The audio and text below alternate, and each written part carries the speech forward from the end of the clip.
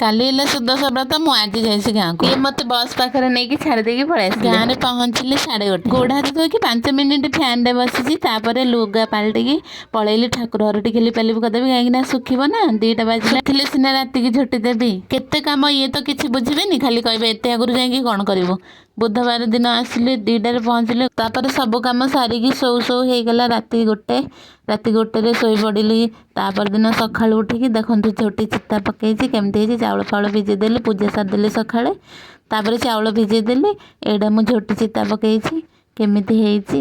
ଏଇଆକୁ ସବୁ ପକେଇକି ଶୋଉ ଶୋଉ କାମ ସାରିକି ହେଇଗଲା ରାତି 1। ସାର୍ ଆମର ଗାଁକୁ ଆସିଲେ ଯିବାକୁ ଇଚ୍ଛା କରିବେନି, ଖାଲି ବୁଲିବେ। ତାଙ୍କର ବି ଆସିବାରେ ବହୁତ ଇଚ୍ଛା ଥିଲା ଯେ, କିନ୍ତୁ ଶୁକ୍ରବାର ଦିନ ମୁଁ ଏଠୁ ଗଲେ ମୋତେ ନେଇକି ମେଡ଼ିକାଲ ଯିବେ, ସେଥିପାଇଁ ସେ ଆସିଲେନି। ନଡ଼ିଆ ସବୁ ବିଛା ହେଇକି ଅଛି, ସେଇଗୁଡ଼ା ସବୁ ଛଡ଼େଇକି ମୁଁ ନେଇକି ଯିବି ସେଠିକି। ଏଠି ରହିଲେ ସେଗୁଡ଼ା ନଷ୍ଟ ହେଇଯିବ ନା, ସେଠି ନେବାକୁ ପଡ଼ିବ। ବୋଉ ଆସିନାହାନ୍ତି କି ଆସିନାହାନ୍ତି, ଅଳ୍ପ ପିଠା କରିଦେଲେ ମୋର ହେଇଯିବ। ତାପରେ ଯିବା ପାଇଁ ସବୁ ରେଡ଼ି କରିଦେବି, ଖାଲି ତ ଏପଟ ସେପଟ ହବା ଆମର କାମ। ଆଉ ଟିକେ କିଛି ଲେଟ୍ ଗ୍ୟାସ୍ ଗାଁ। ତାପରେ ନଡ଼ିଆ କରିକି ପୁର କରିକି ପିଠା କରିଦେଲି। ଠାକୁର ଭୋଗ ଦେଇ ସାରିଲା ପରେ ପୁଣି କାଲି ଭୋରୁ ଉଠିକି ପଳେଇବି ନା, ସେଇଥିପାଇଁ ସବୁ ଯୋଗାଡ଼ କରିବାକୁ ପଡ଼ିବ। ଏଇଠିକି ପଳେଇ ଆସିଲି ମୋ ଠାକୁର ଘର। ଇଏ ହେଲେ ମୋ ଜଗା, ଯାହାଙ୍କୁ ପୂଜା କରିବା ବସିଛନ୍ତି। ଆଙ୍କୁ ବ୍ରାହ୍ମଣ ଆସନ୍ତି ଡେଲି ପୂଜା କରିବା ପାଇଁ।